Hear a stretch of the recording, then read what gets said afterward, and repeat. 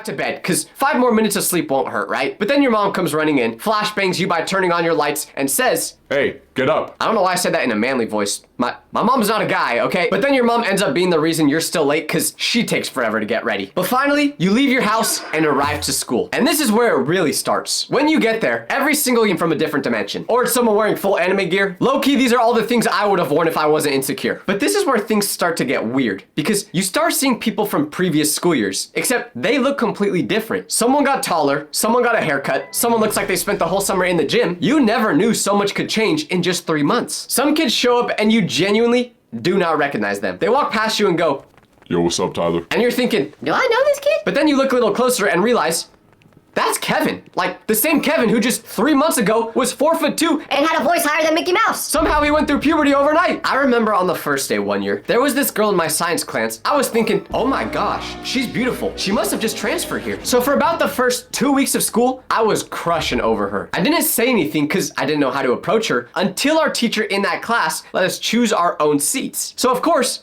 I sat right next to her. We started talking and I thought we were really vibing, but then it got to the point where I asked, so obviously you're new to this school. Did you transfer here or what's your story? But then she gave me a really weird look and was like, what are you talking about? So I said, well, I've never seen you before being in this class together and I basically know everyone at the school, so didn't you transfer here? But then she told me what her full name was, which we're just gonna say was Jenna Smith for the video. So then I was like, wait, Jenna Smith as in the Jenna Smith I've gone to school with since kindergarten? And she said yeah, but I literally didn't even know it was her because she looked so different from the year before. I had no idea a person could change how they look so much in just 3 months. And I live in LA where everyone's getting plastic surgery to look like a new person every day. Unfortunately, we never dated because, well, we knew each other since kindergarten and she never had feelings for me. And I certainly didn't change that much over the summer, so she wasn't interested in me. But sometimes these transformations are not improvements. Someone will show up to school on that first day looking like they gave up on life. Another person will show up thinking they should try out that Eminem buzz cut, only to realize that now their head looks like an actual Eminem. And when you're talking to them, you don't know whether to acknowledge it or just act like you didn't notice.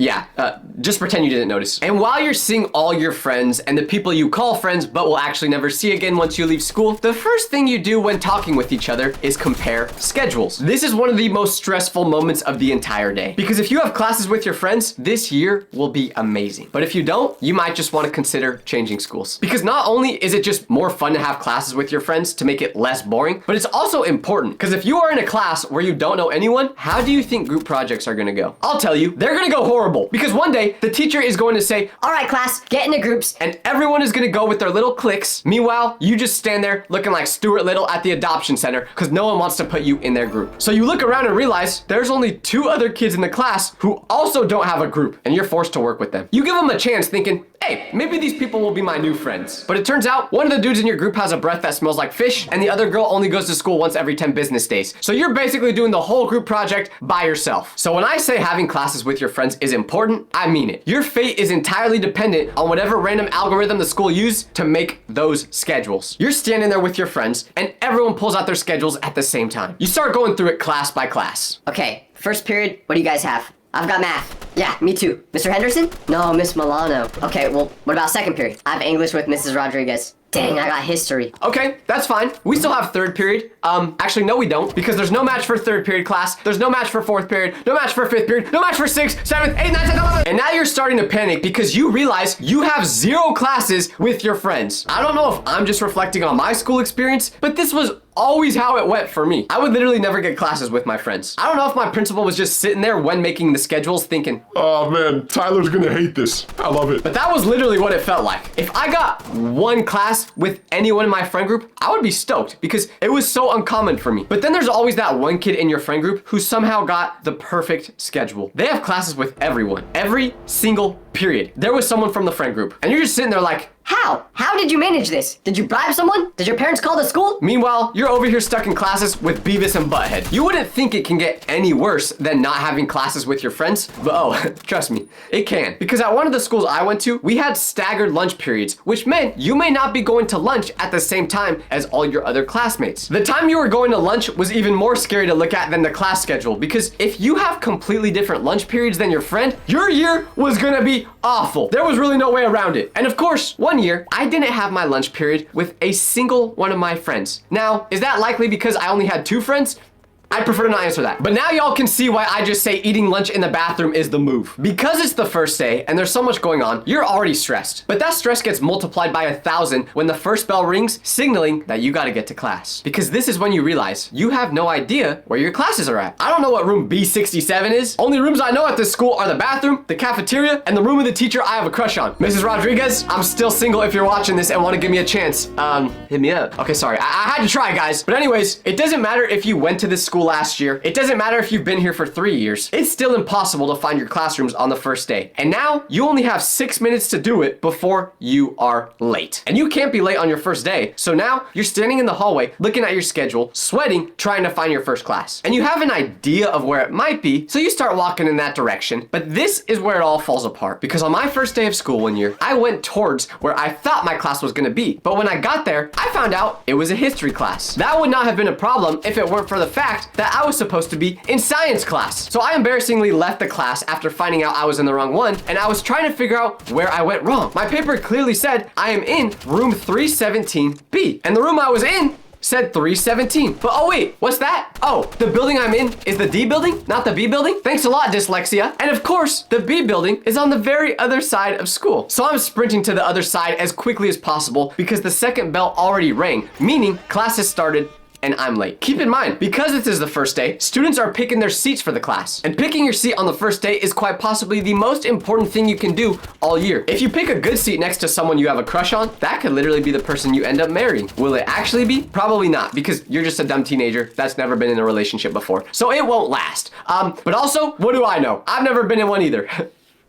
Sometimes I just want what I want right now, you know? Well, with Chase Secure Banking, your direct deposit hits your bank account up to 2 days faster. 2 days? 2 days. Sick.